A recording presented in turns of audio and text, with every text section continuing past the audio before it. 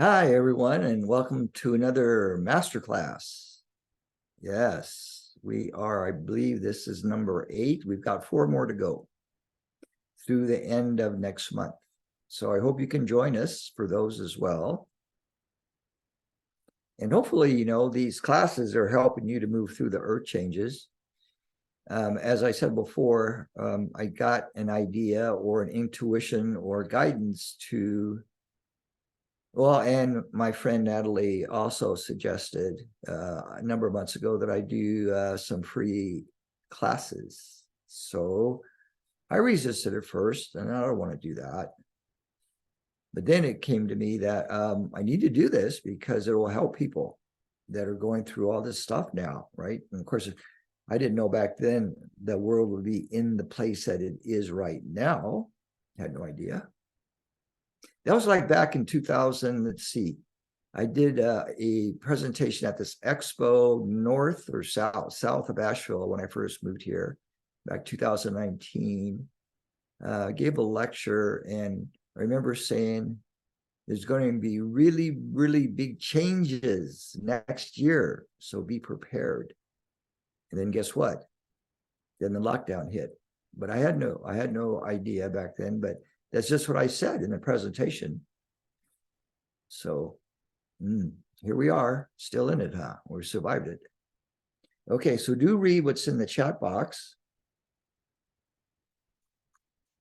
And let me go and just see what I put in there. All right, we're going to go very deeply into the love and truth energy and what this means regarding who you are, what you are, and how you serve in the world. Some levels to tune into are your innate knowing versus what you believe to be true versus what the world tells you versus what you have been told by parents, the church, and teachers growing up. It's always good to review your early childhood because that's where the patterns are. Not to say that they develop, but they began to manifest from past life patterns in your early childhood, maybe in your birthing experience. But definitely how you were raised by your parents, how you were taught, if you were taught at all, what the church taught you. And I've told you guys before that I didn't relate to going to church. I thought it was dumb and stupid. I didn't learn anything. It was very boring. But I got to go to grandma's house to eat her fabulous pancakes for breakfast. And then for lunch, she would make this this word salad. As a little kid, I go, this is weird. It's got like mayonnaise, and it's got raisins, and it's got apples, and it's got something else in there, some nuts. But it was like really weird. I go, that's really weird. But actually, it was quite good. And sour plums, these Japanese sour plums, salty plums.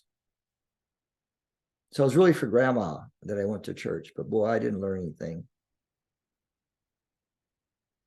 And probably like you, I probably thought, how is this going to help me out in life? Just like in school, when I went to school, especially high school, I go, this is not going to help me in life. All this stuff that I've got to learn. It's crazy and stupid. Yeah. So when we come back again, maybe we can bypass this whole growing up process and going to school. Oh, definitely don't want to go back to school anymore for anything on any lifetime, right? Okay. Also, perhaps you consider is this: if you're not your body and you're not your emotions and you're not your thinking and beliefs, then what are you from direct experience?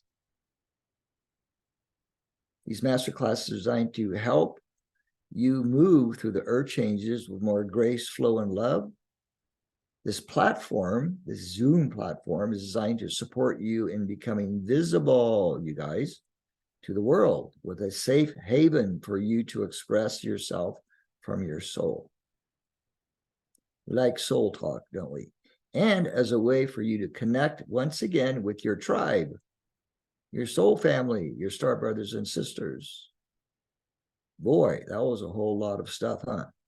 That was a comedy team that had to put in just that last line of humor there. Okay, hold on. Let me just check some messages. Waldorf said, oh, Waldorf salads. Yes, that's right. Waldorf salads, that weird salad. Yeah.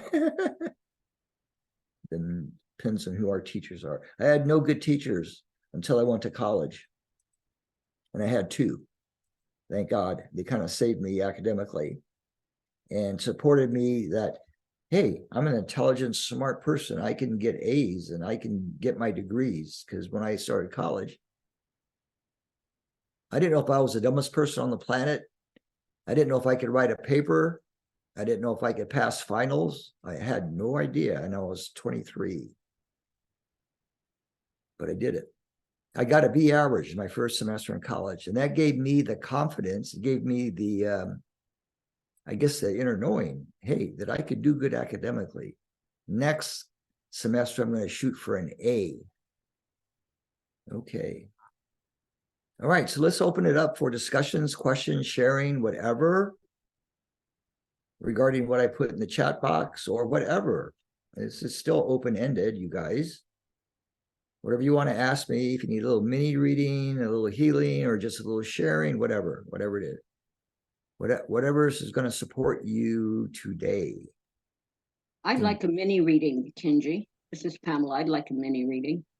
You are blank. Can you put up your face?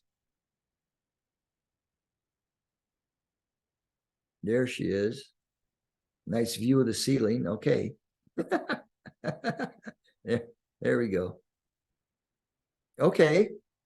What is your query, dear? Oh, you can unmute yourself.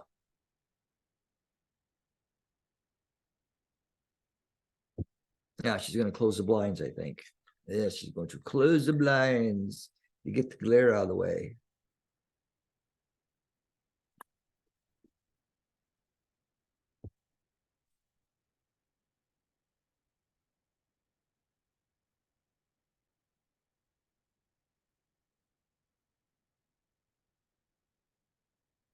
So unmute. There you go. Okay.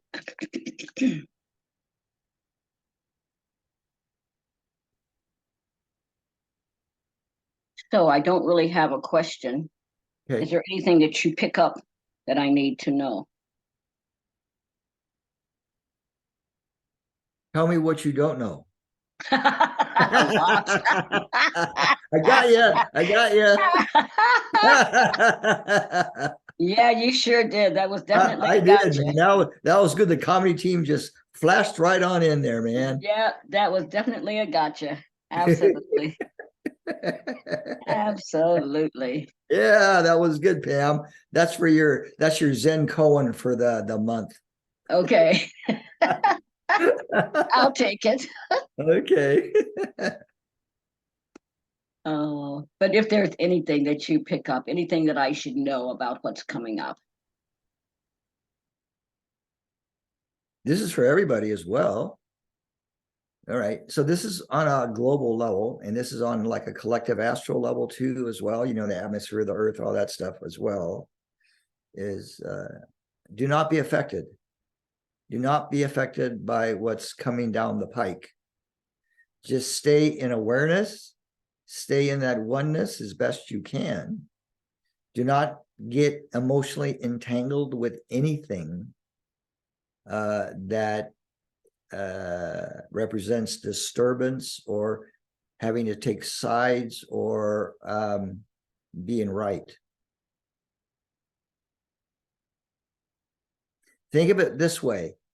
This is a very long movie, and you're in the theater, you're in the balcony, and you're watching this very long movie play out. And you're seeing all the characters being played out on many, many levels. And you're probably going to ask yourself, well, okay, what is believable? What is true? What is not true? Well, what you want to do is just stay in your center so that your knowingness guides you through these earth changes, and you make decisions and choices from that place of oneness rather than scatteredness. You know what I mean? That scattered duality back and forth thing. Now, remember, those of you that have a tendency to lead with your emotional body, you want to correct that. And those of you that lead from your mental body, you also want to correct that, because you want to lead from your soul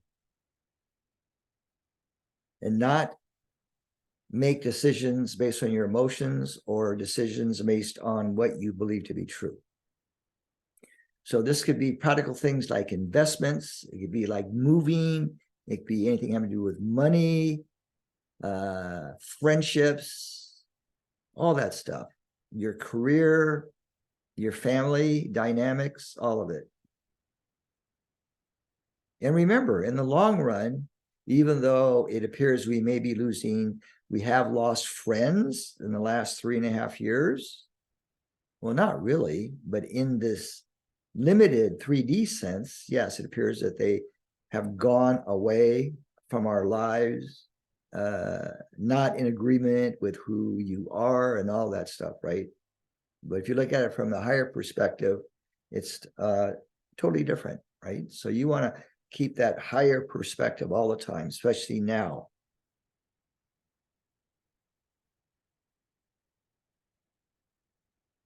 I hope that's helpful, Pam.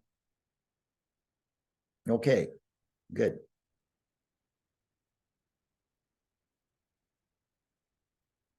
Who else would like to share comments, questions? Dr. Karen, did you unmute yourself? Yes, my friend Marinella has a question for you, or wants to just talk to you. Hi. You broke up a little bit. Say that over again. Oh, she was just introducing me. I'm Marinella. Nice to meet you. So I am in the process of a divorce after 30 years, and I'm also recovering from cancer. And I've also moved away from my home in Los Angeles back to my hometown in San Diego. So there's a lot of changes that I'm going through on a personal level, outside of sort of the global level. And I didn't know if there was maybe a message or a reading that you could offer me.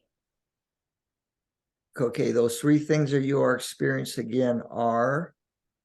I'm in the process of a divorce after 30 years together. I'm 51, so I met my husband when I was 21. I'm also recovering from throat cancer, and I am about 6 months out in remission. And then I also made a rather, I also moved from Los Angeles back to my hometown in San Diego. So there's a lot of life changes, you know. And actually a 4th thing is my mother passed away a few years ago, and she was really my only family. I'm an only child. So I feel like it's really a transformative time in my life right now. And Dr. Karen has been a very good friend to me along my journey. And she's talked to me about your group and what you offer. And I asked to be on the call today. So Thank you. Oh, yes, thank you. And actually it's this thing, our daughter, who's 17 years old, is still living with her father to complete high school. So I have that distance with her right now, which I'm really trying to, maintain connectivity, which is, it's a bit. So anyway, those are my life experiences as of right now. Join about 25% of humanity. Okay. Right. You're not alone. You're not alone on that one. Okay. Know. You said your mom passed? My mom passed away from Lewy bodies in 2017, and I'm an only child, so it really affected me because I took care of her for about 5 years. I haven't, I don't have siblings or any other family members, so it's a very I just feel very sort of disconnected. I don't have my daughter nearby. My spouse, who I was with for all of my adult life. It just, like I said, it's just very transformative right now. So I just am wondering if there's a message or a short reading or some guidance that maybe you could offer. So what was your mom's first name? Oh, it's the same as my name. Marinella. All right, you can tune into it right now. Go ahead. Okay. They never leave us, our parents, no matter how they were in earth life, because they pretty much always come back to the kids and our support team. So if you understand that she really never left you after she did her life review and all of that stuff, what souls go through in the transition period, then they can choose to be with their kids in some way. So ask her what you need to acknowledge right now. So basically just tune into your heart space and feel her love for you and your love for her, and just ask her what you need to be aware of right now. Okay. And then share with us what you get, because that's part of opening up your throat, because we're going to ask you if you had communication issues through your throat chakra in your marriage. Yes. Yes. So that Cancer can be a messenger for, oh, this is so that you can heal this part of you that shut down and were unable to deeply communicate, not only with your soon-to-be ex, but with people that are very close to you. And also your throat chakra represents in part your feminine power, the power of the word spoken. So if you've had trouble with that or a challenge with that, the Cancer is a messenger for that. So don't look at Cancer as something that's going to destroy your body. Look at Cancer as a messenger, and your body can heal itself, but you have to believe that your body can heal itself. Okay. All right. Respond to what was just said. I believe you're right. I do. To your point, in my marriage, I didn't feel heard. I didn't feel seen. I felt very sort of discarded and undermined in many ways, especially in the last decade. So I do believe that the part of the reason why I did receive this particular kind of Cancer is directly influenced by the fact that I felt quieted or suppressed. So Yes. And you want to forgive yourself for having shut down in a sense, and then give yourself permission to begin to fully open up with your voice.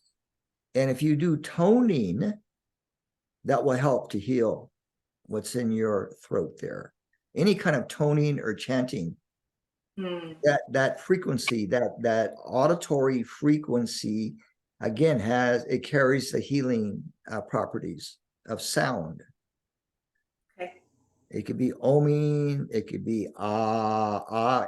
I do ma om as one of my last chants before I end my meditation, ma om. Now, to me, I've never heard of it, so I don't know what it means, but what I feel it does, it feels like it balances my vertical, horizontal. It balances my spirit with my body and my body with the new earth. So I always do it at the end, and I feel very grounded and focused. So you can try that. Well, thank you. And you got to remember, kids take on parents' stuff, or they can also resist it as well. Patterns, that is, psychological patterns, emotional patterns. But whatever was carried down through your generation to you and you to your daughter, the things that you become aware of that we would consider bad habits or negative thinking or lack thinking, you want to communicate that with her to let her know that she doesn't have to adopt those things, like struggle, lack of money, lack of meaningful boyfriends, whatever it is, not being smart enough academically, whatever it might be, not creative enough, right? Yes. You want you as a teacher now of your kid, not being a parent, but also your kid's a teacher to you too. So it actually can work both ways. And by the way, Pradeep there, right below you, is a kid's doctor in San Diego. So Pradeep, you want to put in your contact information in the chat?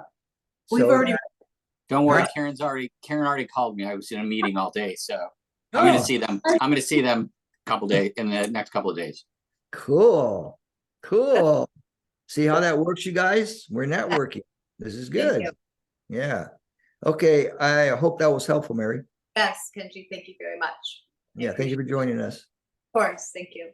And stay in tune with your mom. Okay, I will. All right. It's always She can with- give you some good sound advice. She says sound advice. She's emphasizing sound advice. Okay. I like, thank you. Who'd like to be next? Sharings, comments. Where are you stuck? Where are you not stuck?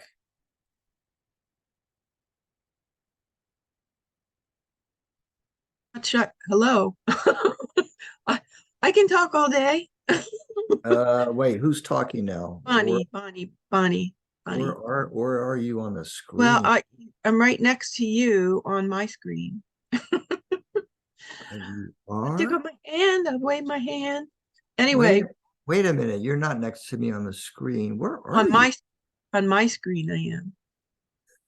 Oh, there you are. You're in the second row on the very right. Okay, there you go. I'm next She to liked next free- to you and Dr. Karen. Anyway, thank you. Yeah, big transition going on. I had someone come over who was oh my gosh, a collection was made to hire this woman to help me get, I call it reorganized, so that I could be prepared to relocate as, it's probable that I will, for a number of reasons. It wasn't my first choice, but at this point, I'm like, okay, now I just need a place to go, but at least I'll be ready when it shows up. So that was a big one because I'm getting to like watch all of the reels for things that are getting put in place like by magic hands. So it's great. Magic hands working. Great, wonderful. Yes, some of us are in a position for relocation. My marketing team, they're moving out of Asheville and moving to a small town in Tennessee, very small town in Tennessee. She says it looks like it's 1700s, this little town. So we'll see how she does there. They're gonna eventually buy land and build a some kind of a center, I guess. So anyway, yeah, people are on the move. Are you still in Asheville, Kenji? Yeah, I'm still stuck in Asheville, waiting to move. Probably next year or the year after. I got an extension on my rent here for 2 more years, at the most 2 more years. So no rush to move. Whenever most perfect timing to the most perfect house. And then again, who knows? I mean, I may not end up in Stone. I may end up in Hawaii for who knows. I told my friend in Kauai, keep your eyes open for a house rental for me for like next year or the year after. He's been on the island for about 30 years. He's rented the same home for 30 years and they haven't raised his rent in 30 years. So he must know somebody because, man, like he's got probably the best deal of the century there in Hawaii. Man, on Kauai too, beautiful Kauai. Anyway, back to here. Okay, who's up next?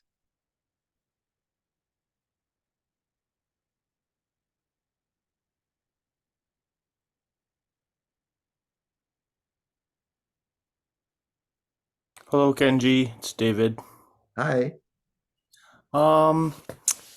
Maybe it's just some ways to do some inner child healing or remembering who your true self is and unlearning and unbrainwashing from some of the societal and family expectations, as well as just tuning in more to what your soul is saying rather than what your emotions or your mental is telling you. How to unlearn kind of those things would be helpful.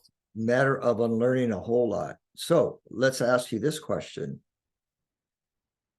So what are you suffering from the most internally regarding your early childhood?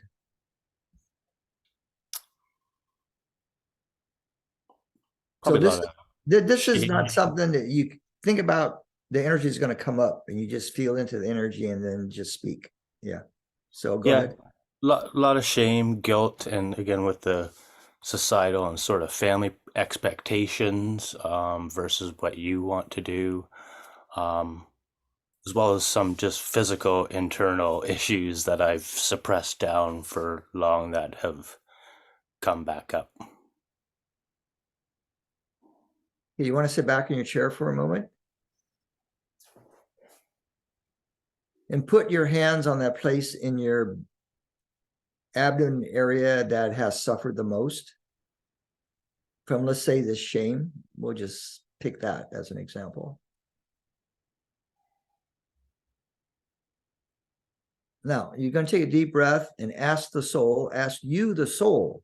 So that's the other part of you that most of the time maybe you're not necessarily aware of, but when you feel into your soul, it's very loving, it's very peaceful, it's very strong.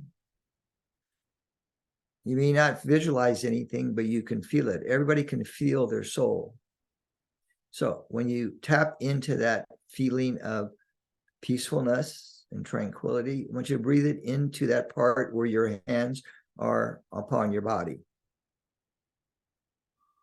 into that shameful part of your body. And know that that's not real. That's a made up thing. And you agreed to it. So you're going to breathe the power of soul into your body. Let the soul take care of everything in the body. You can just be a witness to what's happening.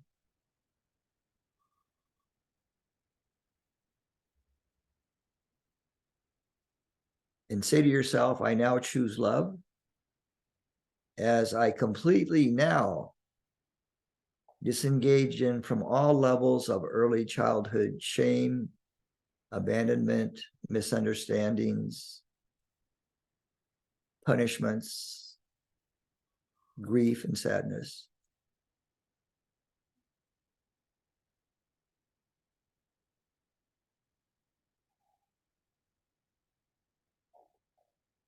Okay, hold that energy and just open up your eyes, sit back up in your chair. And is there anything you want to share with the group? What you share is going to benefit the whole group because we all have common denominators as far as core issues go. We pretty much all go through the same kind of challenges in our own way.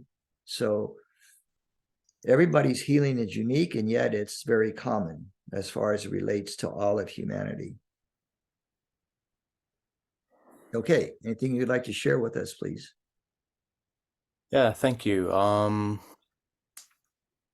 Yeah, I guess it's a lot of the being scapegoated a lot too, is like you take on a lot of other people's things, and remembering that you hold your own power. That's very helpful to remember, and that it's other people's crap, not yours. So Yes. you can feel safe to let it go and release it, not hold on to it for other people's sake. Yes. And that a lot of time the shame and the guilt is a lot of theirs, not so Yes. much yours. So everybody, you got to remember that as little kids, we're very psychic and sensitive, and we took on the emotional energies of our environment, especially our parents, because we wanted to heal them, or we wanted to see peace in the family, or whatever you want to call it. So now is the time to completely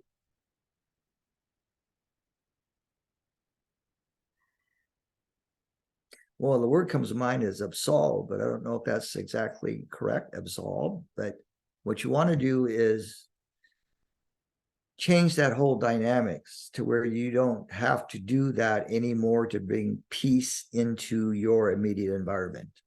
Does that make sense? yes, it does.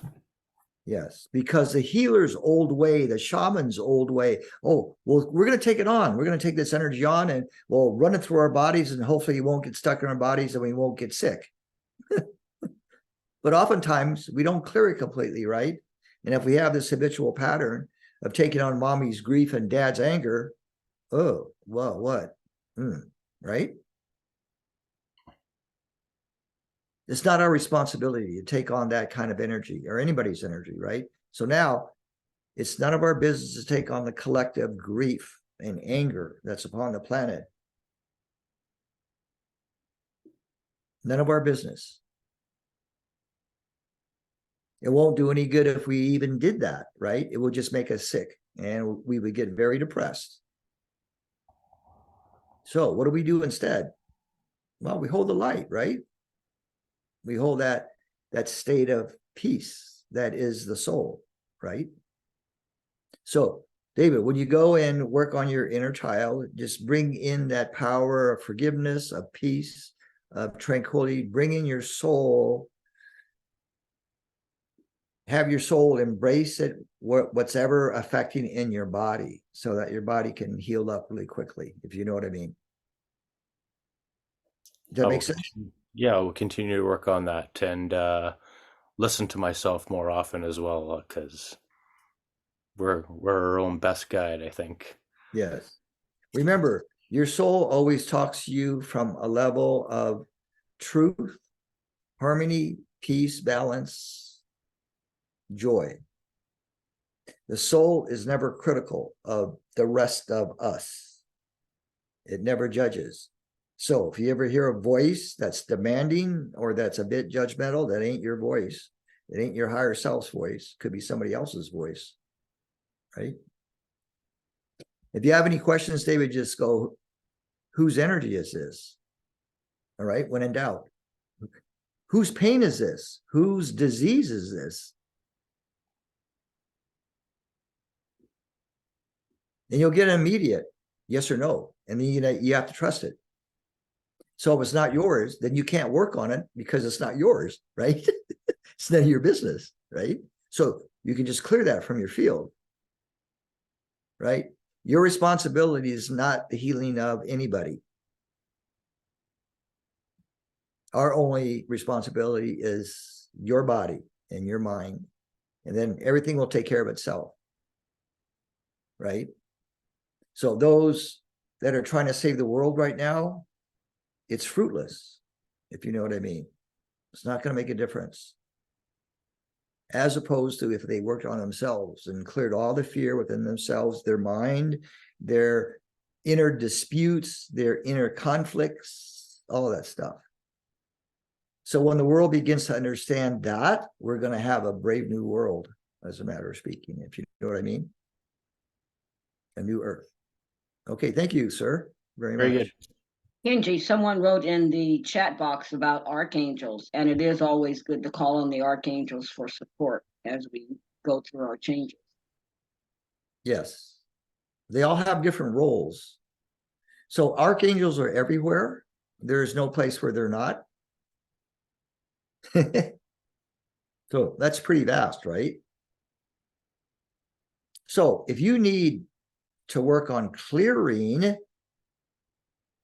Saint Germain and the violet flame is really good for that. Archangel Michael.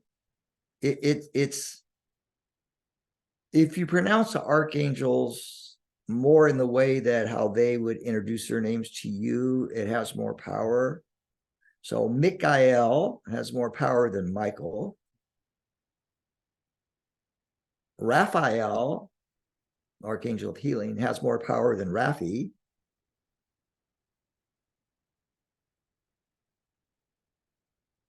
Ariel works with your pets. So those of you that have pet stuff going on, that archangel, feminine nature, would be very good because she oversees the animal kingdom, your pets, Ariel. I have found this book very, very helpful. Who's that by? This is by Doreen Virtue. Okay. Archangels and Ascended Masters. Okay. Those of you that don't know the story about Doreen, she did an about face and became a born again Christian and renounced all of her metaphysical stuff. And some people do that. I've known maybe one or two friends of mine that went from total metaphysical to the total opposite, and without any notice and no goodbye, hello, thank you, or anything like that, just drop out of your life. So people do stuff like that. But I will say that Doreen was pretty tuned in when she was in that space. So yeah, that book probably is recommended. The way you can tell books is ask the spirit of the book if it's meant for you. What I found in reading, I could read a whole 300-page book and I could condense it down into about 10 pages. The 300-page, I could condense it down in about 10 pages. And I used to think, wow, this author could have wrote the whole book in 10 pages rather than 300. So also, maybe you want to discern that level of how much of the information will be relevant for you in thinking about buying books or card decks or anything like that, crystals even. How relevant is it for you? You know, if you only need to read like one chapter to really get something out of a whole book, go to the library and check it out. Because believe it or not, the library system pretty much, they can get probably any book, really, any book that's popular, they can get it. If they don't have it, they can do an interlibrary or interstate transfer. So that's one also a good way to save money. Libraries, all right. Who else is next?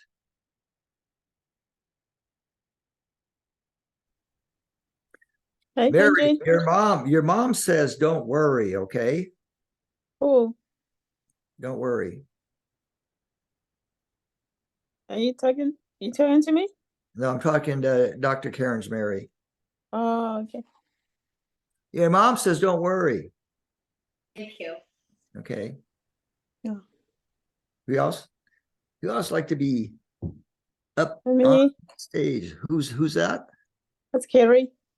Where are you? Let's see. I don't Oh, know. here you are. You're on the second row. You're right behind. You're actually behind, beneath me. Okay, there you go. How are you? Hi, and you're calling from where? New York. Okay. I have so many questions. I'm trying to figure out which one to ask you. But I'll ask you one. So when you were talking to David, because I had a question. My question was around this stop and go thing that I do when it comes to my business. More like stop versus the go. And so when you're talking to David, what came through was about, me suppressing my creativity. And which I guess I'm seeing like is tying into like I'm always having like sensations in the throat, kind of like something is going on there. And then also like cramps, kind of like menstrual cramps, even though like I'm actually in menopause right now, but I will still be having like something there. And I know kind of, so I was thinking they're all kind of like connected, so to speak. So what can you tell me about that, especially around the creativity issue and why it's creating all this stop and go when it comes to my business? All right. So here's a lesson for you. Mm-hmm. In doing something without the mind in the way. Mm-hmm. And you all on the call can do this as well. So this is about your throat chakra. So I'd like you to close your eyes.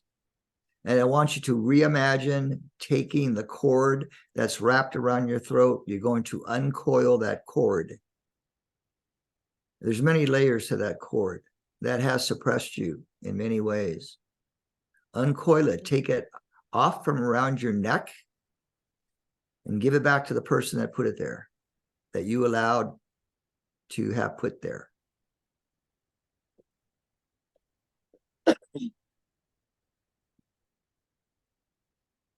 Now, each time you feel an opening, take a deep breath. Don't you do it again. And you can do this physically as well. Reimagine that you're uncoiling that rope. Looks like a rope. Looks like a rope. I see it, yeah. Right. Just uncoil it from your neck so that your neck becomes completely free of that cording. It's a cord. It's an attachment.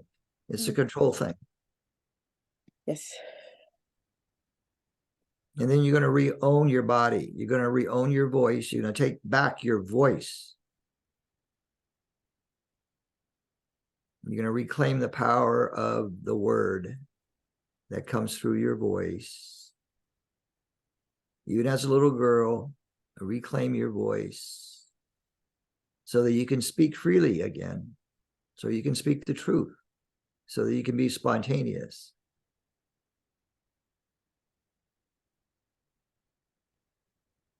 Okay, so continue to work with that.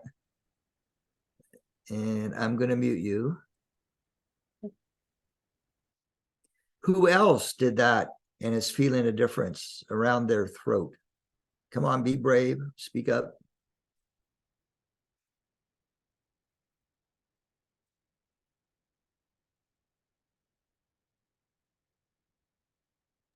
Mhm. Kenji, I think that's a good one to practice several times a day. Yeah, especially if you're around large crowds or come from a big family.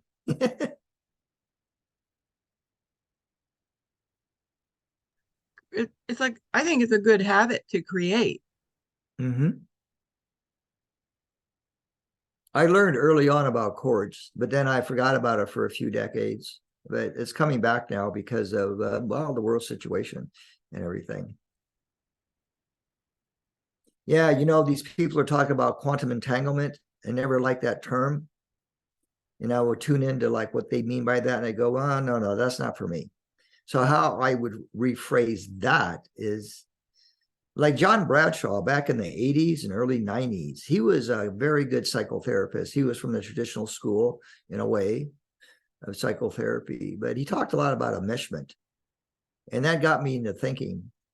Family enmeshments was kind of like his specialty, and about how every member of the family is enmeshed in everybody else's emotional stuff and psychological stuff. And at that point, they begin to lose their identity and they lose their self-empowerment and everything else that goes with that. So that might be a good time. Now might be a good time to like spend a couple of months and seeing where you're still courted or enmeshed with family members or exes, ex-boyfriends, girlfriends, etc., former bosses. Because we were never taught to not do chords. So on an unconscious collective level, that's what people do. They court each other. And when you have power over another, you have really courted those people. If you just look at it clairvoyantly, the world leaders and how they court their subjects, you'd be quite amazed at what you see. See, that's the old game, right? We're not playing that game anymore.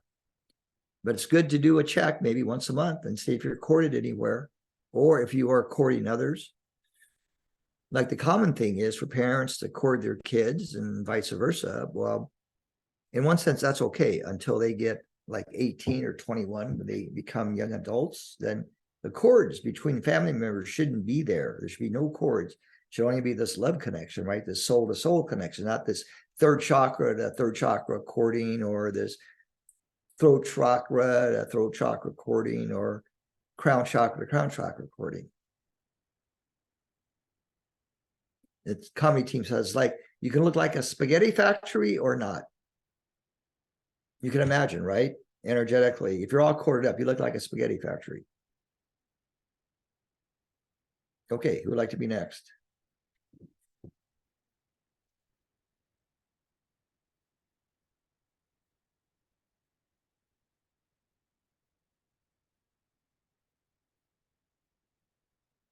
Well, Bonnie, really, ideally, you want to be cordless.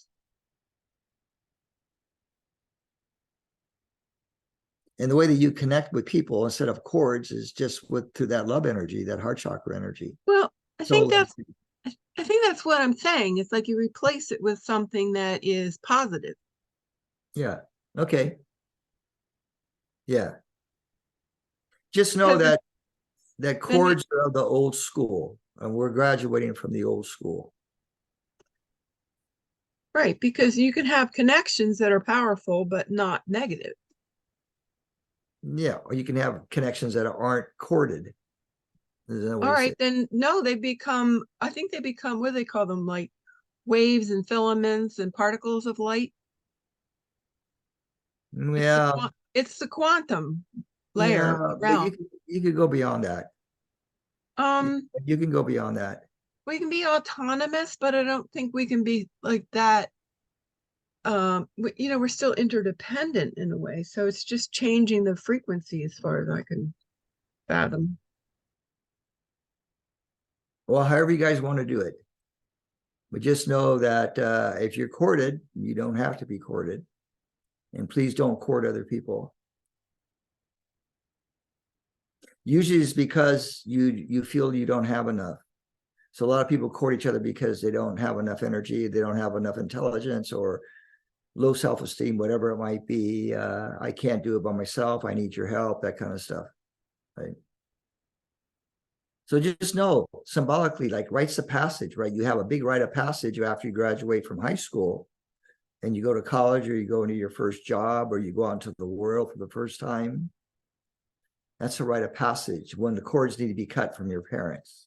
But believe it or not, there's still a lot of adults that are corded to the parents because they never consciously completed the rite of passage, whether it's from early childhood to adolescence, or from adolescence to teenagerhood or young adulthood.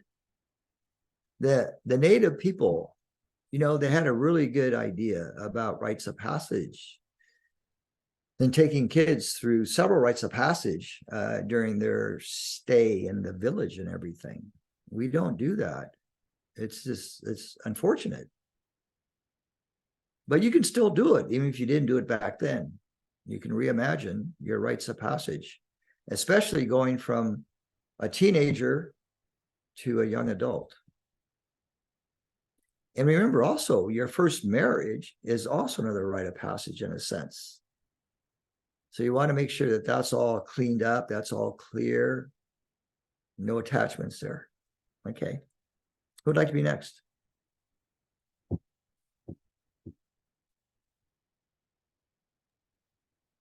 Kenji, this is Karen. Karen Shepherd. She looks nice and warm wherever she is.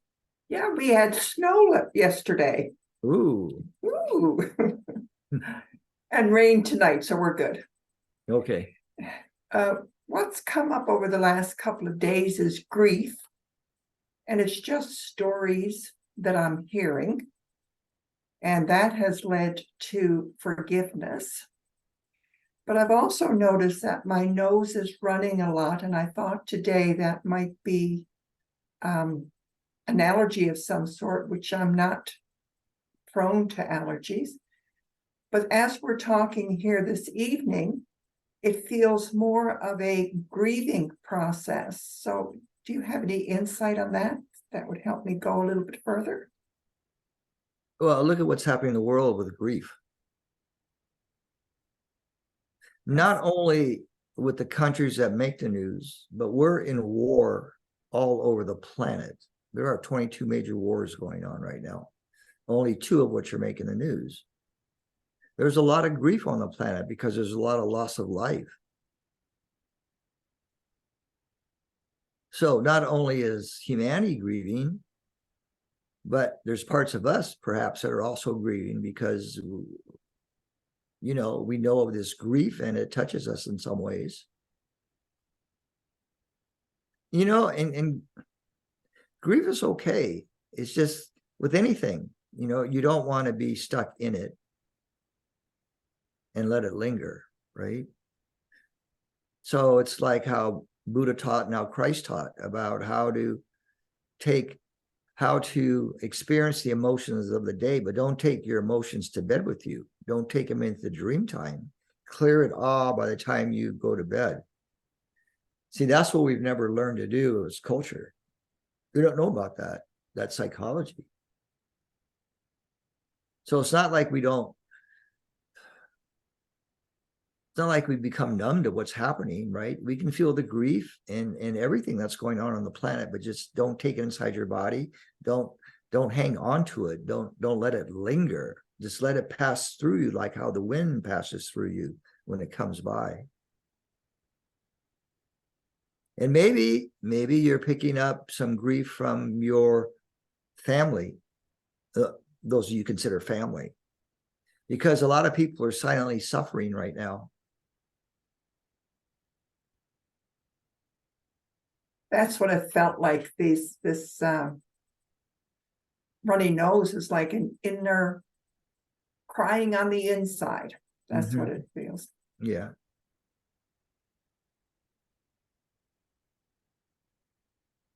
Anyway, thank you. It's just, and I was born with a cord wrapped around my neck, so that was another release.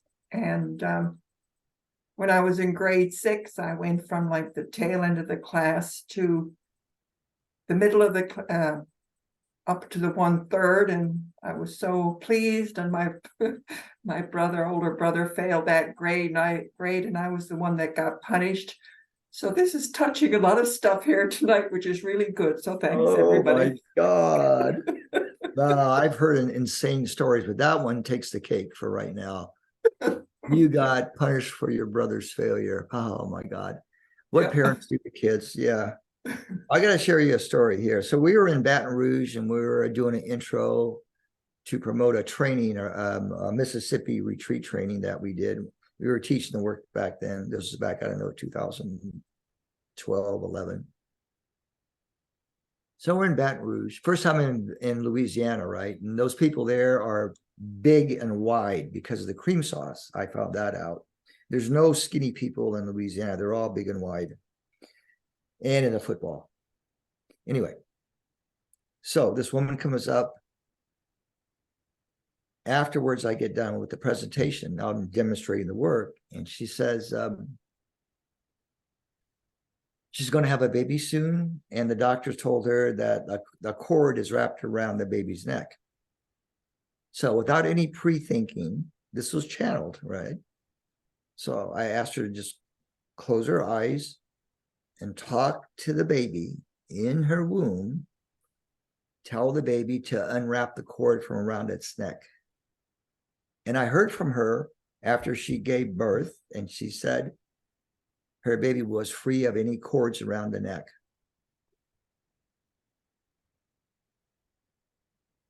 Beautiful. So when we gave her that information, there was no doubt in our mind that the baby could not do it. That thought did not enter.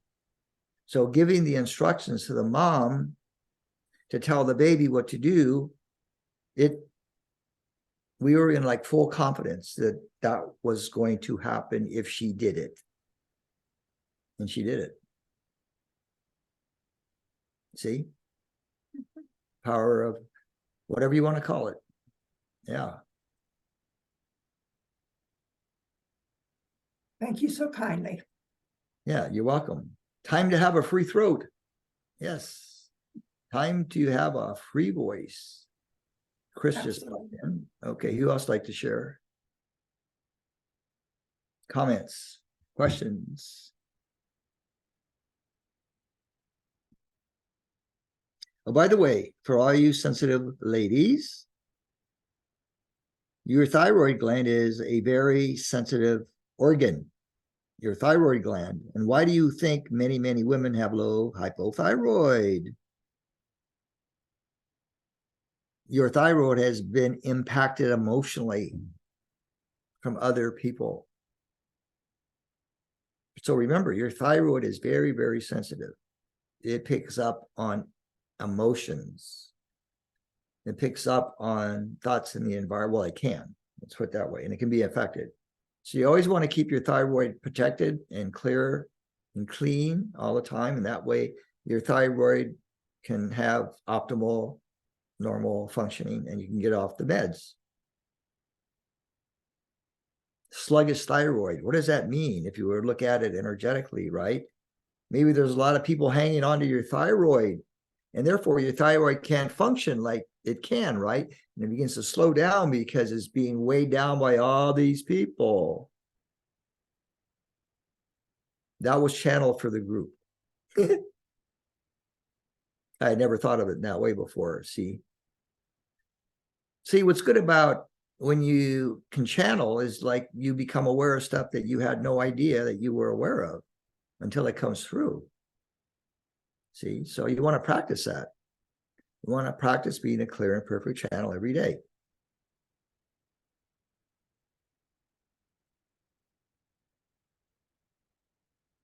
And Helen Sherry came on a little bit late. I see some old folks, old timers coming back. Joe came on. Okay, who else like to share comments, questions, whatever? I guess, can I ask again one more time? One question about that, Kenji? This is Carrie again. I'm sorry. Okay, yeah. Yeah, like what is your practice, right?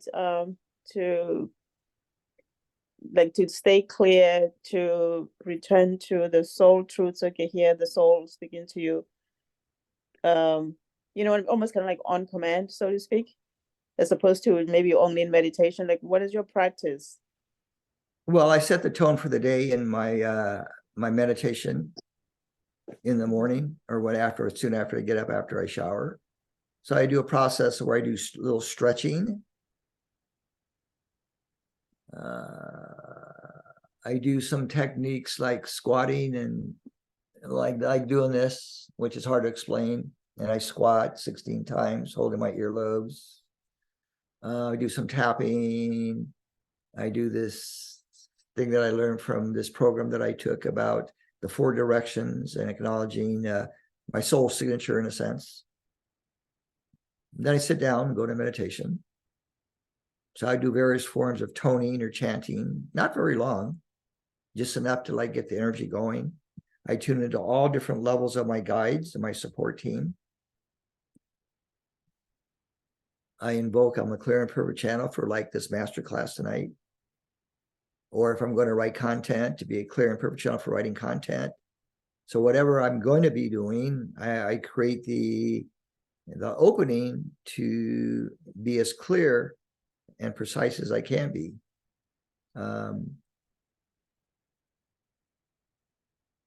Sometimes if I know that somebody's requesting a prayer, I will do a prayer for that person.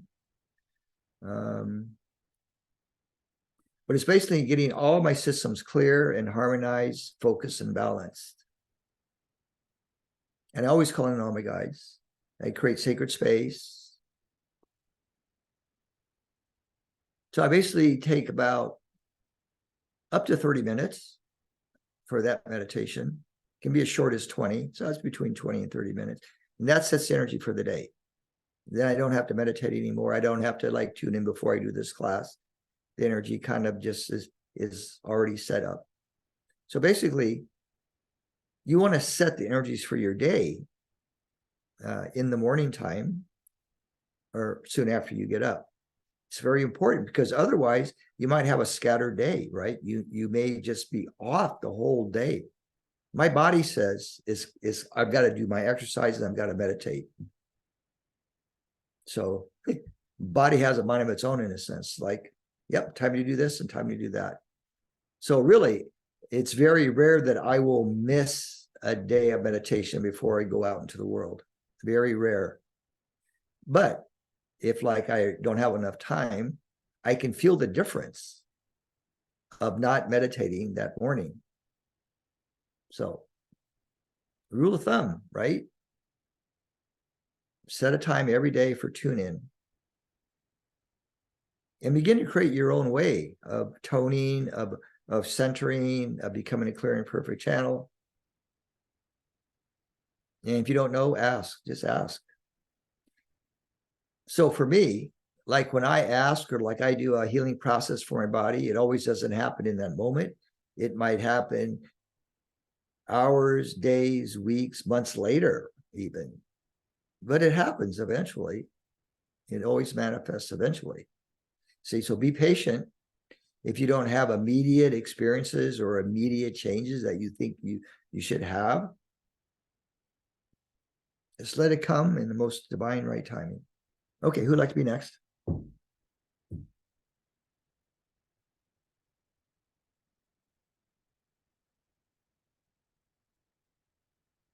Kenji, Yes. I'm Las Marie. I am Oh boy, you've got an accent. So say that slowly one more time, your name. I'm Las Marie. Lamotte is my Okay. family name. I am from Quebec. Quebec. Yeah, so you're part French. Yes, I am Ah. totally French. See, totally French. Okay, I took French and failed in college. I took Okay. French 1 and totally failed. I had to drop out. Okay, what's your sharing? I understand when you speak very well, but my English is not that good. So I'm going to try my best to explain. Okay. Okay. So what you just said about creating your day in the morning, I do that every day.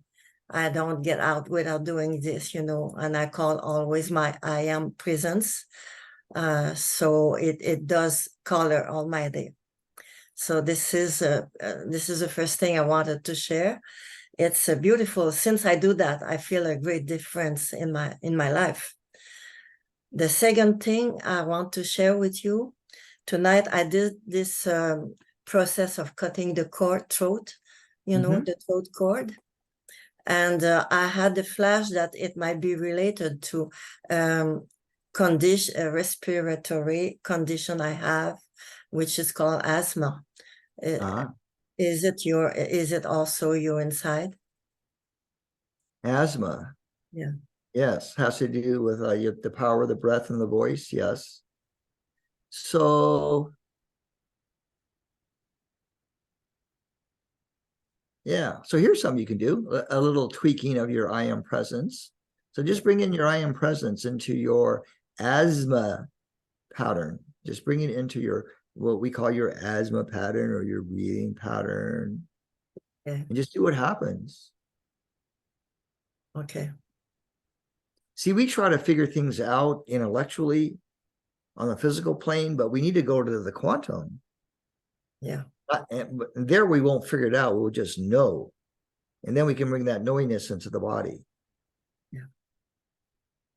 Okay. So ultimately, right, all healing comes from the inner planes, and then will manifest gradually out into the physical plane and in your body. Now, it was said, or I studied this system many decades ago, where you work on your etheric body, like to heal stuff in your physical body.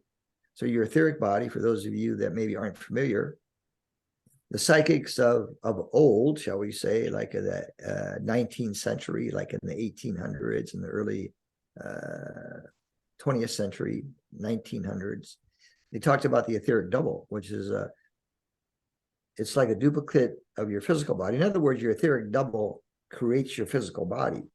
And so theoretically, if you wanted to heal something or correct something in the physical body, you would do it in the etheric body, energetically, like maybe how spirit guides work in that sense, or psychic surgeons in a way. So you can look at it from that perspective. Yes. Yes.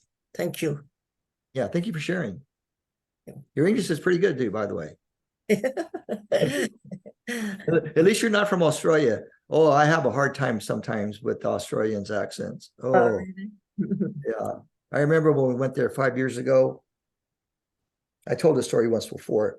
So I'm at the airport, I think it was LAX, and we're flying to Melbourne from LAX. And you don't want to do that because that is a long flight. That is a long, no stopover, just straight flight. Oh my God. So there was this Australian guy at the beginning of the gate. This is after you punch in your ticket, with the lady at the counter. And then there's this guy that's by the ramp. And he said something to me in Australian, and he said it so fast that I had no clue at ever what he said. And as I walked by him, I said, I don't understand a word you said. But it's like, and I go, wow, if that's going to be like how they speak, oh boy, I'm going to have a tough time over there. But I love their accent, if I can understand it. But anyway, that was my introduction to the language of Australia. Wow. Okay, you also like to. Thank you. I'm gonna change the background scene for a moment, see what this does for the group here. Because I got a little, Kenji-san? Kenji? oh, that sounds like Pradeep. Is Yeah, that Helen is so politely waving and trying to get your attention. Helen? Okay, unmute yourself, Helen dear. Pradeep's the moderator here. He's taken over as my moderator. No, I just saw her and she was being so polite I and know. sweet. I know. I need a moderator, Pradeep. So thank you for stepping in. Thank you. Thank you. Okay, so I have a question for you. What came up when I was talking about being disabled from the back pain from the failed back surgery? I've been redoing the surgery and it has prompted, it's like me working with my shadow side. So I went back, like, well, I wouldn't have needed the surgery if I hadn't picked the 50-pound suitcases up. So I'll go back to that. But then a deeper level has come, which is I realized because my dad's mantra was, we are on this earth to serve those who have less. And I always thought others had less. And so I give until I broke. And I realized that I didn't think there could be a balance of giving and receiving unless I'm in pain.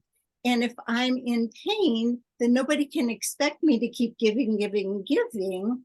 So I've been working with that. And then I realized I learned this pattern from my mother, who had 5 kids. I was the oldest and the caregiver of the kids.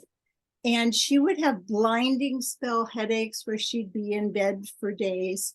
And that I learned this dysfunctional pattern that if you're not in some kind of pain, nobody will see you for you, or it's almost like I'm not even special, but I don't believe that. I know the gifts that I have. But with my mom, I got this dysfunctional pattern of the pain body, and that you need to take some kind of medication to heal the pain. That's the only way it's going to go away. I'm allergic to NSAIDs. I can't take Tylenol, ibuprofen. I can't take anything else. So for the severe pain I've had since the surgery 8 weeks ago, my eye surgery, my back, I can't get off medication unless I can find another way to do this. So I'm having to totally change, I don't know, this pattern maybe of lifetime of suffering and not being deserving because you're meant to just always heal. And, you know, I just suddenly retired after being a therapist for 43 years on Valentine's Day. And I wouldn't have done that if I hadn't been blinded and in horrific pain. Anyway, any thoughts to help me with this process? I mean, all this is huge for me. Thank you for sharing that. That is a beautiful story. Your insights. No, just work with the insights you have, because that will help in the healing process. Okay. Yeah, it's really big about the thing of like, if you don't suffer, you're not serving. Right. Do you see the power of parents' projected beliefs on their kids? What a toll it can take. I mean, you're a perfect example of accepting an early childhood belief system from your parents and operating from that into your adult life and having these things happen to you. Yeah. Yeah. So I would go back and actually bring in the spirit of your parents. You can do this in meditation and ask them, all right, what agreements are we going to both clear now that you projected onto me and that I accepted? Yeah. So I see it this way. When we're free of our parental programming, we're pretty much free. because that's where pretty much most of the programming comes from. It's through our interaction with our parents, plus our past life carryover into this life for the learning lessons, not for karma. I don't believe in karma in that sense, but for the learning lessons. You take care of all that, then you're pretty much done. You're free. Because all of the core issues are expressed probably up through age 7 or thereabouts. So look at your life, the first 7 years. Imagine how you were born, how easy it was for your mom to deliver you, or how hard it was. Did she take any epidurals, pain meds, anything that affected your consciousness as a little tiny baby? I came in allergic to formula. She couldn't nurse, allergic to everything. I screamed the first month of my life. They put paregoric into my bottle, which was some form of liquid opium. And and it turned out that in an infant can cause ADD or ADHD. ADD. I mean, it was a patent medicine back then. Wow, liquid opium. Yep. So you can go back and cancel out the effects of any meds that were given to you or your mom that affected you in the embryonic state, or when you were delivered, when you were birthed. Okay. But I would have a conversation with your parents telepathically and ask them to show you all of the programming that they gave you. Yeah. See if they're on the other side, it's easy for them. And they will be honest with you. And you can also work with your inner child when you do that with those exercises. See, the other way to find out where you're stuck on a core level is ask your inner child. Well, where are you stuck? Are you still stuck in anything? Mm-hmm. What age are you still stuck in? Leslie Temple Thurston, she used to teach, well, I'm assuming she still teaches. She's out of Marin County, California. She taught about the frozen child aspect. So when I heard about it from her students, well, we were doing the same thing. We didn't call it frozen inner child.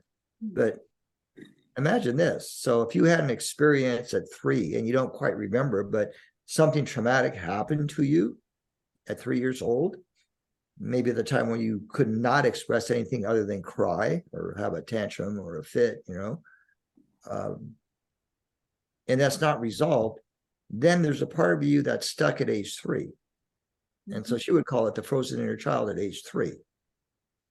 And if you look at people's behaviors, and they seem to act like not their age, well, it's probably because they have some frozen child aspects that haven't been healed.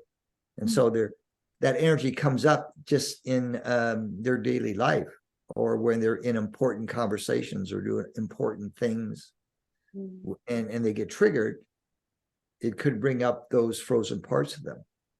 All that means is the energy got stuck there emotionally on your timeline, and you need to freeze it up at some point. So you can be like the comedy team, go in there with a torch blower, a torch blower, and unthaw the frozen inner child. Actually, the comedy team is very good for healing because they're totally non-serious, but they're very accurate, in their analogies of what they use. And I do want to say that there's something why you maybe picked age 3. My mother lost 3 babies between me and my next sister down, who was born.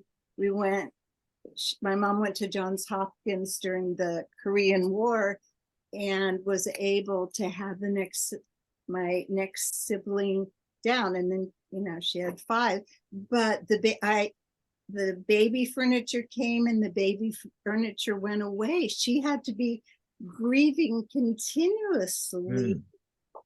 That would make sense why I would have a frozen part at age 3. Yeah. So she grieved, and you probably were aware of that too as well. So think of it this way, you guys. You want to ask, with your depression, your anxiety, your grief, your sadness, your anger, whatever it is this mine? Right. That's the first question you want to ask when you start feeling something come up. And you're asking this to your higher self to give you a response. You're not asking to your conscious mind or your ego. You're asking your higher self, is this mine? Whose is this? As a kid growing up, I was channeling everybody else's energy, and I had no clue I was doing that. I had no clue. I would have temper tantrums all of a sudden. So my parents thought I needed psychiatric help in the elementary school. But I didn't know it. I was channeling everybody else's stuff. Didn't know it. Yeah. And that was for starseeds. That's common. That's not like something rare. So you want to look back and see if there's any of that still in your background. You have the power to change anything. Use your imagination, your creativity to do your healing. You don't have to do somebody else's technique because it may not work for you. It may, or it may not. But the way things work for you is if you come up with the creative way, you and your higher self come up with a creative way of dealing with all your stuff. Your unique way of doing it. So for all you starseeds that are in private practice, this is a side note, something that I'll be teaching in the higher consciousness program. Oh, I got to do some advertisements before we do the meditation. We're going to do that in a little bit. Also, Kenji, Evie has had her hand up for a very long time. Who's? Evie? Evie, yes. Okay, you can unmute yourself there, but hold on for a minute. I got to finish this thought if I can recollect it here. Well, I lost the thought. Okay, well, I hope you guys got the point. Okay, Evie, Thank you. you can, let's see. I'm asking you to unmute. Oh boy, what did I do here? Okay. Hello? Yeah, you're live. Ah, finally. Okay. Hi, Benji. Thank you. Hi, everyone. This is a new system for me. So I got off my phone and I try to make this work for me. My Okay. question is, I don't know how to express it, but there's this issue that's going on with a lot of obstructions, delays, and as a matter of fact, in trying to get through to the phone, I was trying from like 2 minutes to 7, and I couldn't just get through the process. It's password, it's not accepting it, it's resetting password, it's doing a lot of stuff. And sometimes you become numb to certain things, but at times, the issue becomes so, so much of a delay that you cannot just I just want this to be done. I'm trying to get my computer now because I was outside and I was using my phone and I had to start all over. I just got to my computer. It's just like things falling, dropping. I put something down, I can't find it. And I'm trying to find it. It's creating a lot of obstruction and delays. So I don't know do you have any input for this? Because Yeah, it's like so you very need to clear, frustrating. you need to clear your space every day. Mm-hmm. And the violet flame is good for that. If you were I'm to sorry? use anything like that, the violet flame. Okay. The violet flame is very good for cleansing your space and uplifting all dense energies into the light frequencies in a sense. But I think for you to routinely clear your space, fortify your boundaries so that you're not distracted, and to do any kind of exercises like breathing or focusing that gets you centered with the new earth energies, not the old earth, the new earth energies. So there's two worlds happening now, right? There's a world that we have known it that's collapsing and falling apart and disintegrating before our very eyes. And then there's a new earth that some of us, the starseeds that are creating. So Physically, I Mhm. don't know if we'll see a new Earth in our lifetime, but we Right. definitely create an internal new Earth space while we're still living on this old Earth in a sense. So we can live like in two worlds at the same time. So we could be a part of the old Earth that's falling apart and collapsing, and we still pay our bills and buy gas and food and all that. But on another level, we're in a new Earth reality where things are flowing, where things are connected, where people are communicating. It's a total opposite of what's happening on the Earth right now. So that would be the new Earth, the total opposite of what's happening now.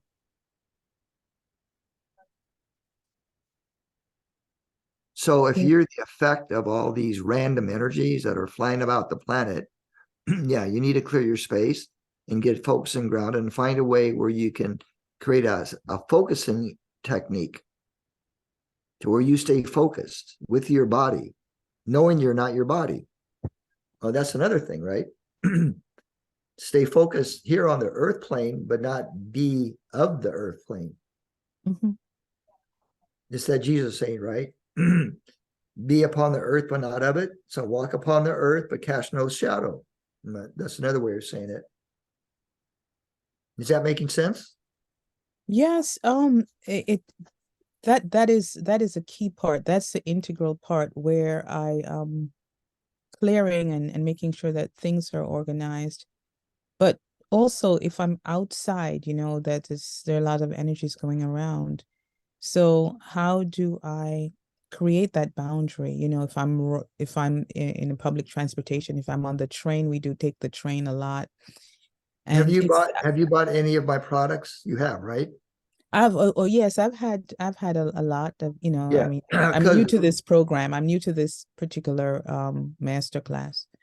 Okay, But but you over know the the years, yes. protocol, you know the protocol of the pillars of light and all that. So just remember to do that. Which one was that?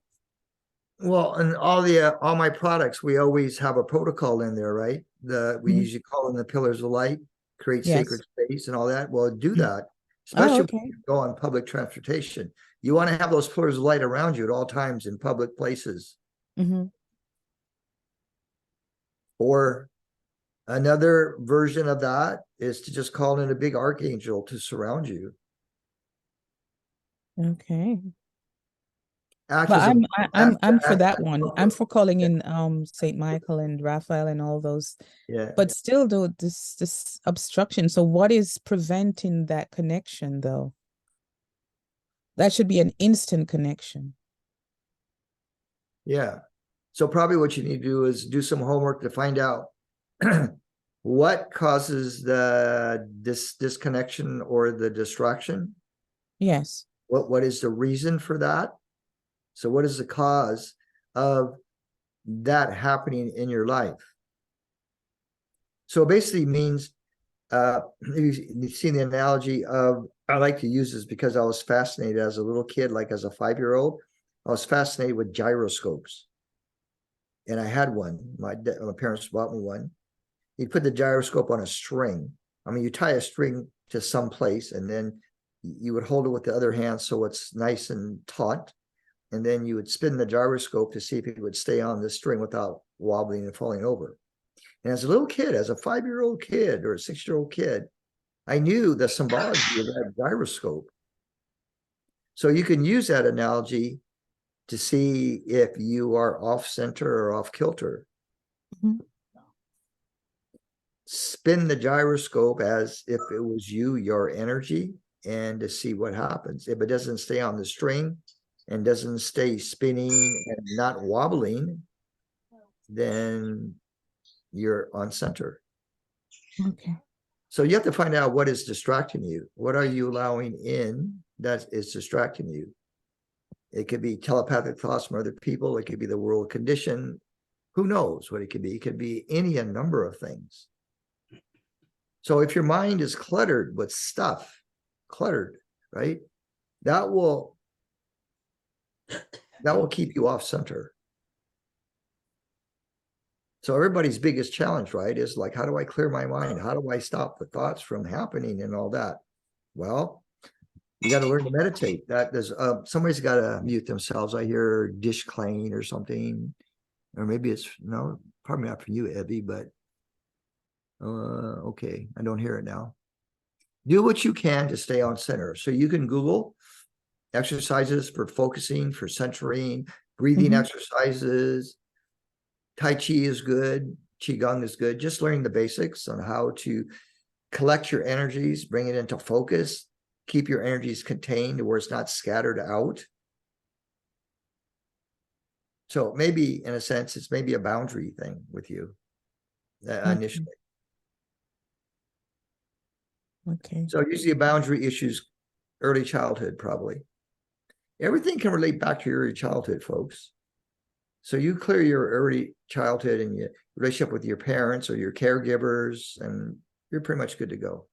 Okay. Yeah, that sounds right. Okay, great. Thank you so much. Thank Okay, you. you can mute yourself again. Thank you. We can take about 2 more questions or sharings, and then we'll get into a meditation of some order or another. I'm So looking at yeah. So Kenji, You can take your head there. There she goes. Pradeep, is that you? oh yeah, well I heard somebody else, so I okay.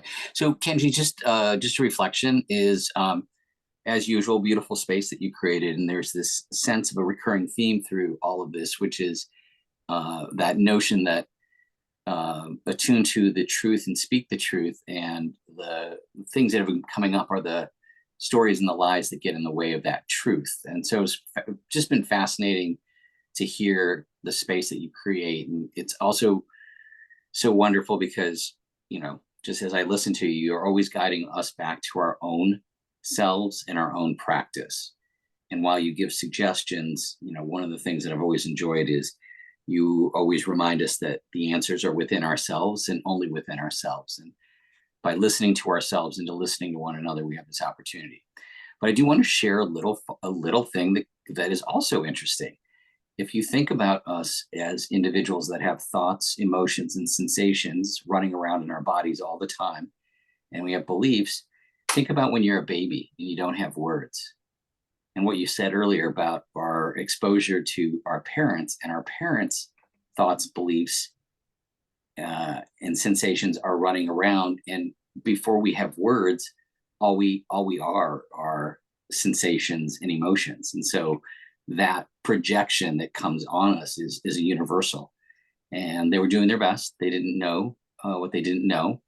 And we, as individuals with this degree of awareness and light, have the opportunity to resolve. And I love that you used the word absolve earlier, whatever are in the patterns of our families. And we're born into our families to do our own work, but we're also doing work that clears things for our family. So again, I just wanted to come back to some themes that have come up today. And just, again, I always try to get here, but you know, with schedules and being on the West Coast, sometimes I can't get here. But this is one of the reasons I love being here and being in this community of highly perceptive beings, not highly sensitive, but highly perceptive, because they perceive more than what others do. So it's always wonderful to be in community. High perception beings. Yeah, you know, because this whole notion of, oh, you're sensitive, and it's said in this pejorative way of like it's something wrong. But no, Yeah. everybody here perceives and uses their sensing and their inner senses in ways that we just do not support. And again, we're not the unusual ones. It's the fact that people shut down their skills. And many in this group have come into their physical bodies with gifts from past lifetimes, and their bodies just haven't caught up to them yet, right? And so we get those skills, and we can't integrate those skills until later in life, often, if ever. And then we're kind of left with medical systems and you know, popular culture telling us that there's something wrong, we're too sensitive, or we're this or we're that. No, we're incredibly perceptive beings that are doing the work of evolution, not only the individual evolution, but the evolution of the collective consciousness. And well, you know, this is a good community to be hanging out with. Thank you, Pradeep. Well said. Well said for a doctor. Well, no, I'm actually playing the moderator, and so I saw Vivian's hand up, and I was like, well, now I don't see her hand up. So, anyways, since I didn't see a hand, I thought, well, I better say something. Don't forget to laugh now. Okay. Pradeep and her laugh. His laugh. Okay, thank you, Pradeep, very much. Okay, let's take one more sharing, and then we'll get into a spontaneous meditation of one order or another. Speak up now, or you'll have to wait till next class. Yes, who's this? Hello. This Where is are Dea. you? I am in Northern California in the foothills. Oh, believe it or not, you are right behind the chat, the transcription box. You're on the phone, right? Yes. Okay. Well, You want me anyway. to hang out? No. Go ahead. No. Mute out? No. Okay. Okay. I've been told, and it's something that I don't know how to tone. And I really feel the need to do that. I do modulations and so on for frustration and so on. Mm-hmm. But I don't know how to tone. So I was hoping you could help me with that. Oh, that's very easy. And I'm no music teacher. You can tone the vowel sounds. A-E-I-O-U. That's basic. A-E-I. Oh, okay. You can do that. And then you can start creating a symphony of those vowel sounds together to make like your song in tones. Okay. A-E-I-O-U. Yeah, it'll just progress from there, right? Yeah, you can do Om, you can do Ma, you can do A. You can just start being creative with the sounds. And if you take a shower, it actually sounds good in the shower when you tone. It kind of echoes. Yes. So you can practice while you're showering, and nobody will know, nobody will hear you. You just be showering away and toning away. And that could lead to light language, at some point. And all light language really is the language of our soul. It's the language of our star system, where we came from, in a sense. It's a non-earthly, most of the times it's a non-earthly language. But yeah. Yes. I remember this radiologist. So she's a medical doctor. She came through Seattle in 2005. I happened to find out about her. I went to a lecture, and she did light language, and I was really impressed. And so I signed up for a light language session, where she would just light language me for like an hour. So we went to the East West Bookshop in Seattle, into their little lecture room, closed the doors, and she gave me a session for an hour. All she did was light language, and all I did was sob. I don't know what she was saying, not intellectually, but what I got was I felt that I was being honored and acknowledged, and all my body could do was just flow these tears. I mean, I was just really touched. My mind was totally out of it, right? I was just feeling the power of the light language. So if any of you guys are doing light language, keep it up, because it can be a powerful tool for healing the body as well as healing the mind. Yes, thank you. I know my modulations help me a lot. Okay, wonderful. Keep it up. And thank you for that question. Oh, well, thank you so much. I really appreciate you. Thank you. Same to you. And I'm going to read the rest of the chats, and then we'll get into the meditation. Thank you. Kiri likes your little summation, Pradeep. Okay, let's see here. Yeah, Steph says homeopathic formulas. Yeah, they can work. They haven't worked for me necessarily, but for some people, they love it. And of course, it's natural. So.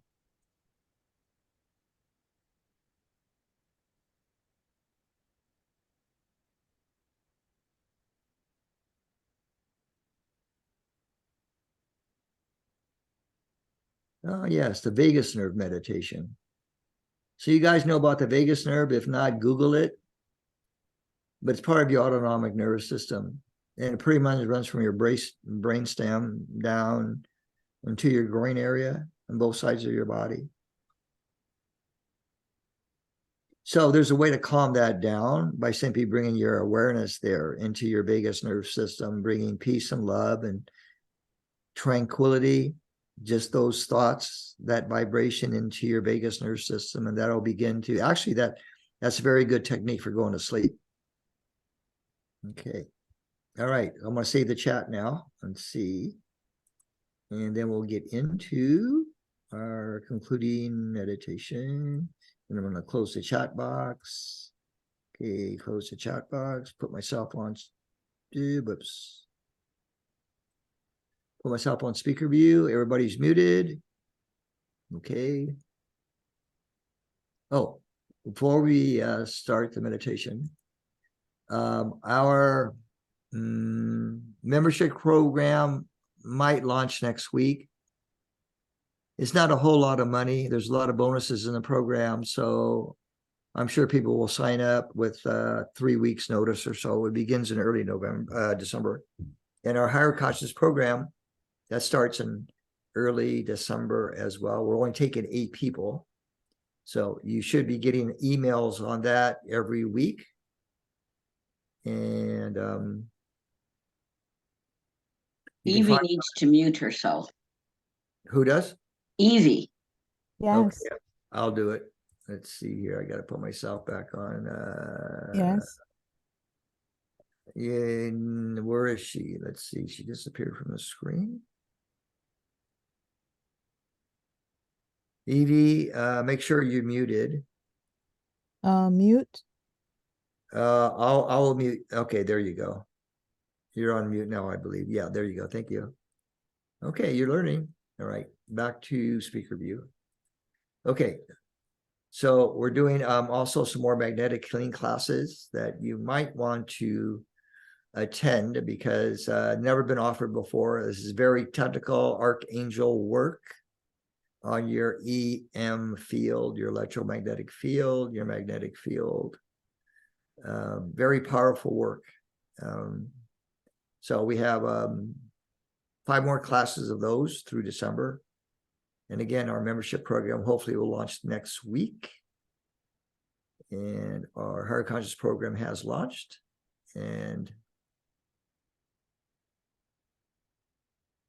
I'm going to be working on an pre-recorded online program that you can purchase at any time.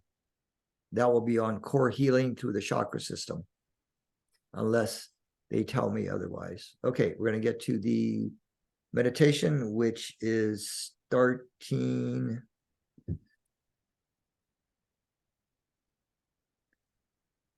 Trying to find the timer. Let me see here.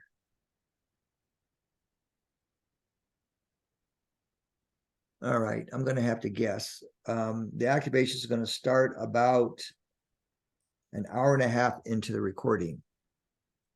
All right, so make yourselves comfortable, please.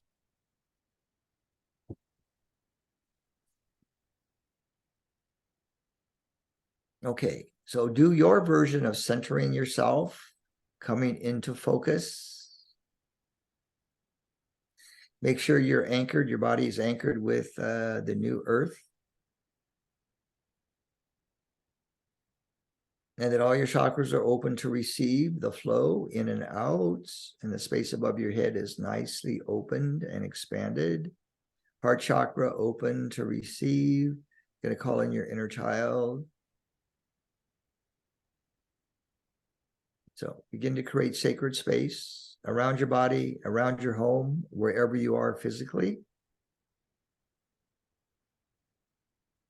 Let's try calling in the clear light of Creator, the clear light, and see what happens.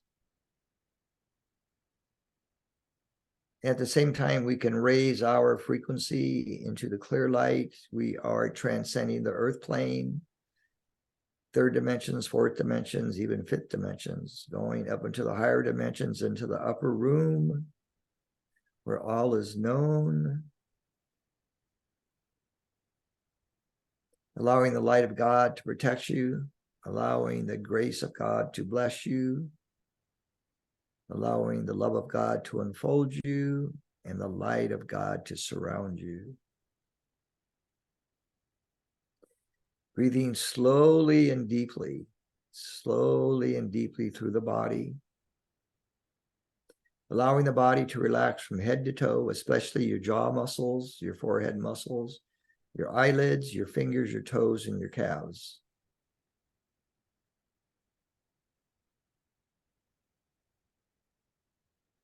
Gently releasing from tribal consciousness the chaos of the world and the collective astral plane and the illusion. Moving awareness out of the illusion now into that which is real.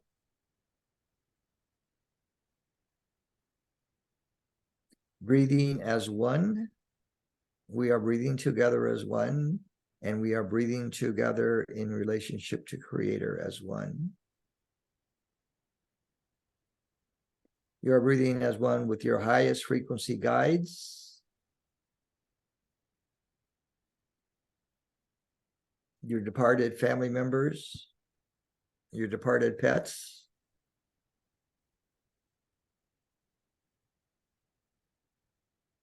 I'm going to call in the angels of comfort. The angels of comfort and care.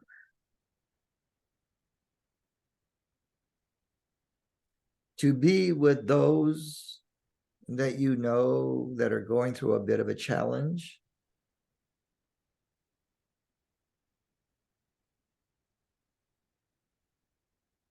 That may be going through some very heavy-duty time, shall we say. So we call upon those angels of care and comfort to be with them. We're going to call upon the Archangel Ariel to be with any of your pets that may be suffering from human conditions.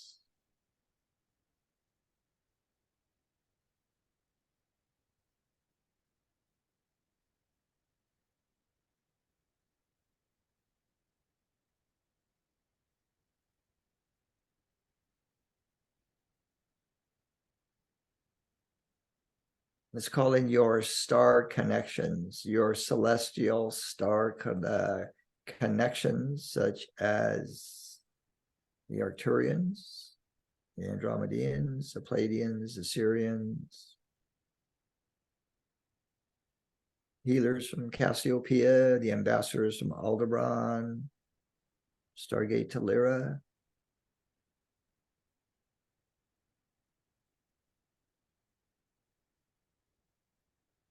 Invoking the violet fire to bring forth a very deep and thorough cleansing of your field, of your aura, of your magnetic field,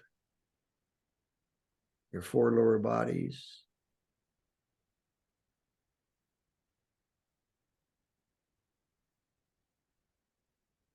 In opening up telepathically the throat chakra, the ear, the inner ear canal channels in the inner ear, activating pineal pituitary thalamus, hypothalamus, and medulla at the base of the skull.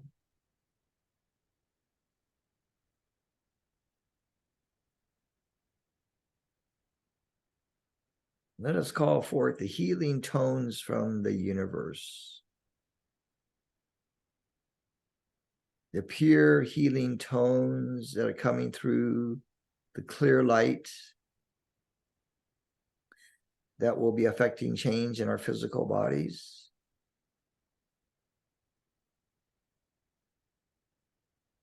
The healing tones of creation, the Hertz frequencies, the gamma rays.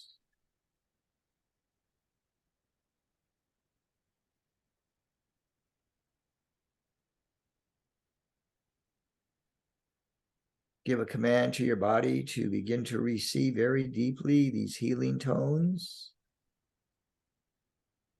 into the endocrine system through the pineal gland, through the pituitary gland.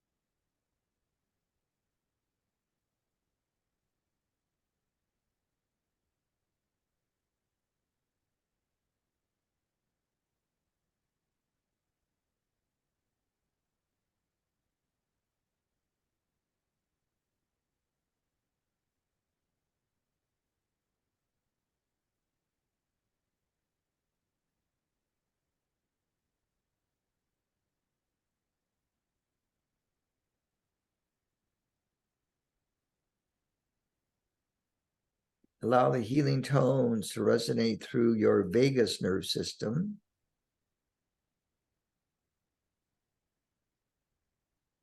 Through all your chakras. Through all levels of your auric field.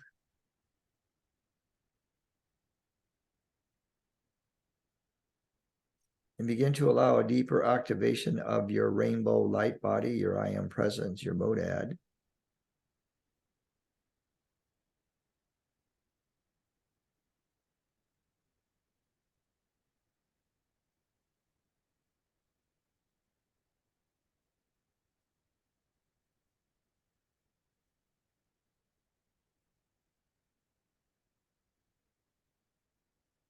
Let the tones move thoroughly through the throat chakra and your thyroid and parathyroid glands.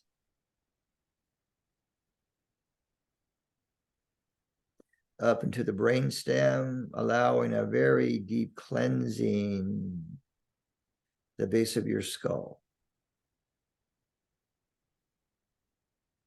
Violet light, violet light, violet light.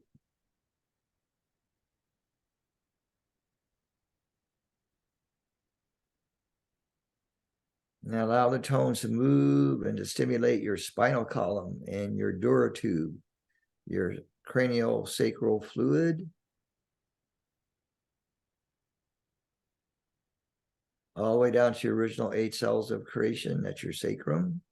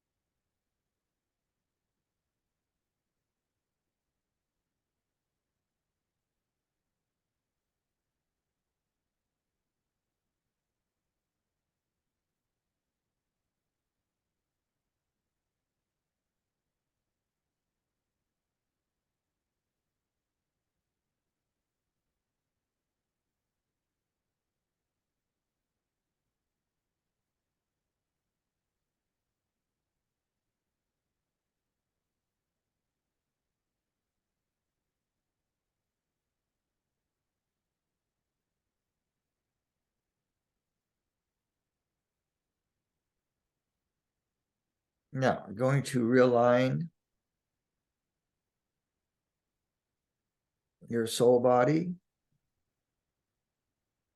with your I am presence.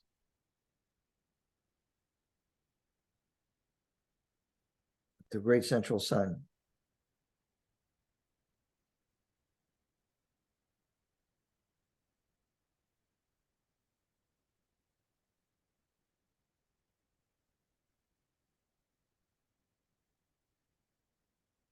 Now, reignite, reset your internal Fibonacci sequence, sacred geometry. Resetting your Fibonacci, which is going to affect your Merkaba. Going to reset it, recalibrate it for the earth changes in your ascension process.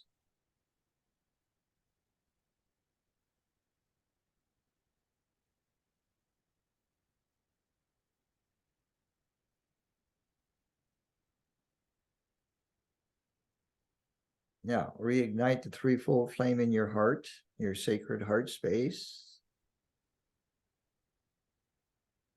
The flame of divine will, the flame of divine love, and the flame of divine intelligence. Those are the 3 primary creation rays.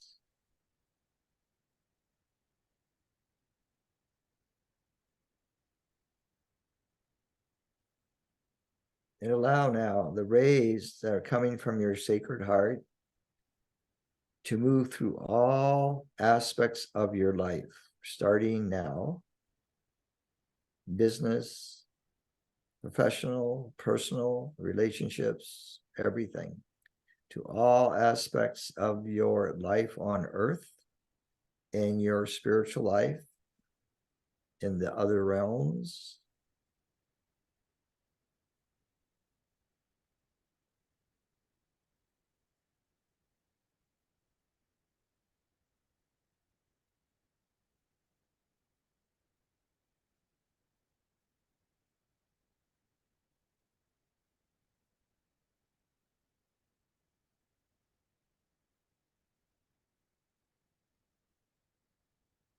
Now remember this feeling of connection that we have here tonight with all those that have signed up for this masterclass. We are one on the inner planes. We are one as tribe, as community. And feel free to connect.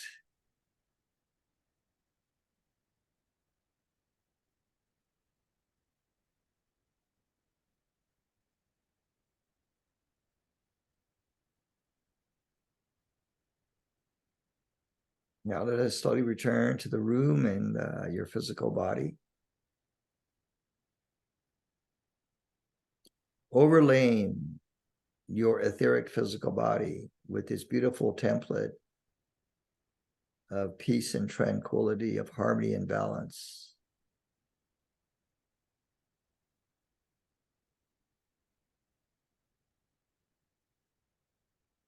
And we're going to overlay this frequency, this expanded frequency of harmony and balance into the earth, into your community, into your city, your county, your state, your country, your province.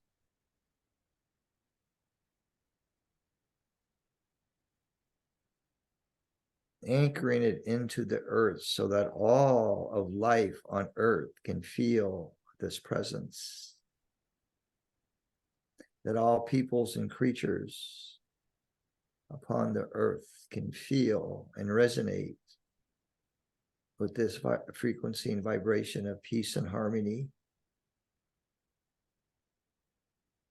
love and truth.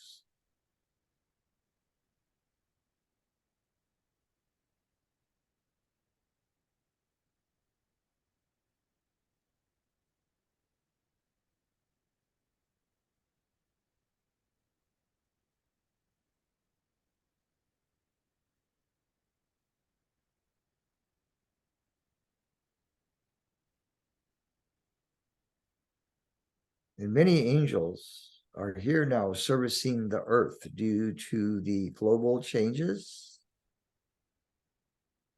The earth changes. There are many, many healing angelics here in the atmosphere of the earth.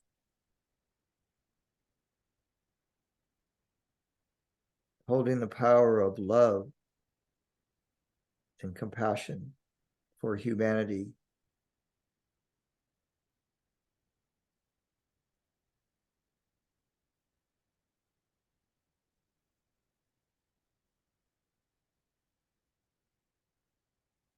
So as you come back to the body now and slowly open the eyes, remembering to drink water.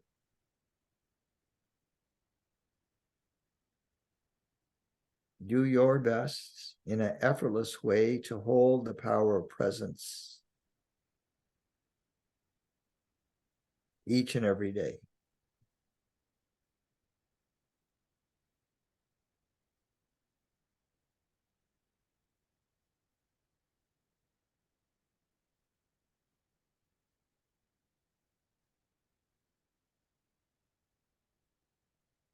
And remaining as the voyager outside of space and time.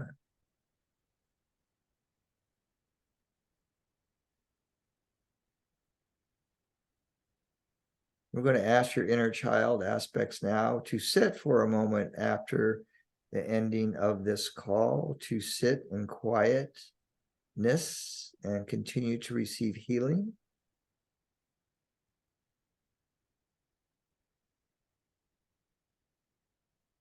Know that you are deserving of the healing. And that the time of suffering is over. It is finished. It is done. It is now time to rejoice in the clear light, in the joy of creation.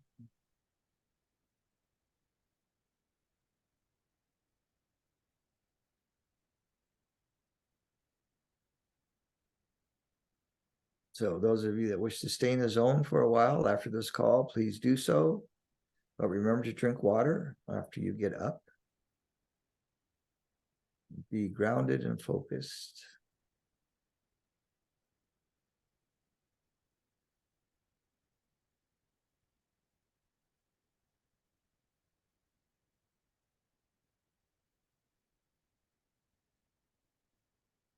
And so it is.